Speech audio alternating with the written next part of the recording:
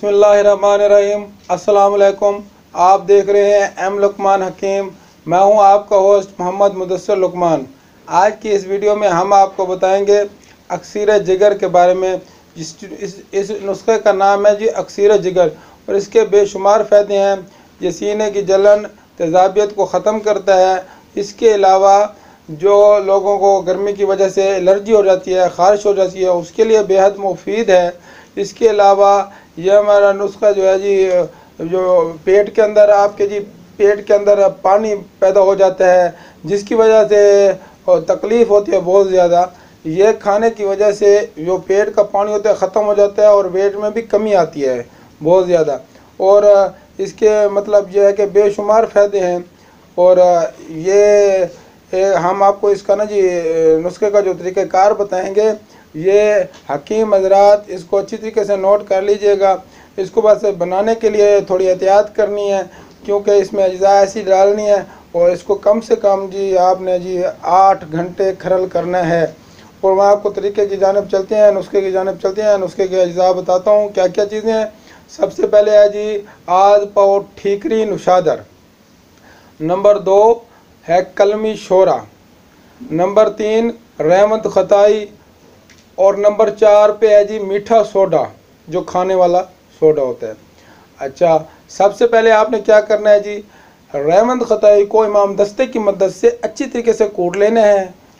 कूटने के बाद आपने उसको साइड पे निकाल देना है। उसके बाद आपने ठीकरी नुशादर को इमाम दस्ते की मदद से अच्छी तरीके से कूट लेना है।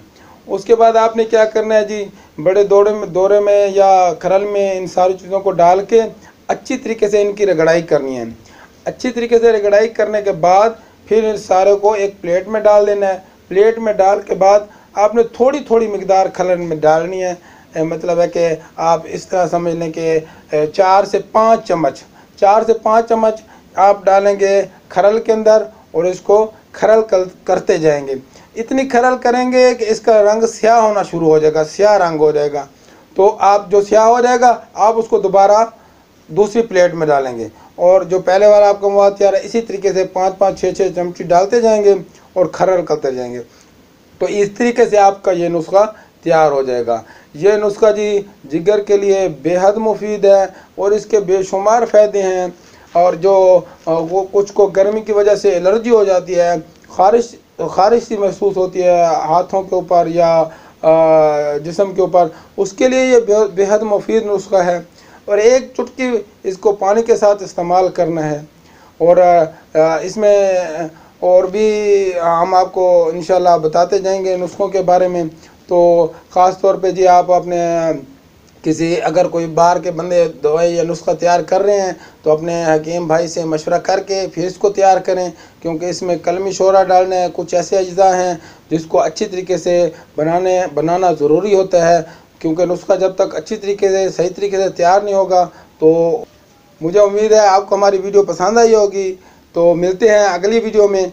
अल्लाह हाफिज़। और अगर आपने अभी तक हमारा चैनल सब्सक्राइब नहीं किया तो फौरन सब्सक्राइब कीजिए, साथ ही बेल आइकॉन पर क्लिक करें ताकि मजीद आने वाली वीडियो जो हम वक्तन फवक्तन आपके लिए इस चैनल पर अपलोड करते हैं वो आपको वक्त पर मिलती रहें और आप उनसे मुस्तफीद होते रहें। अगली वीडियो तक हमें दीजिए इजाजत। अपना ख्याल रखिएगा। अल्लाह हाफिज़।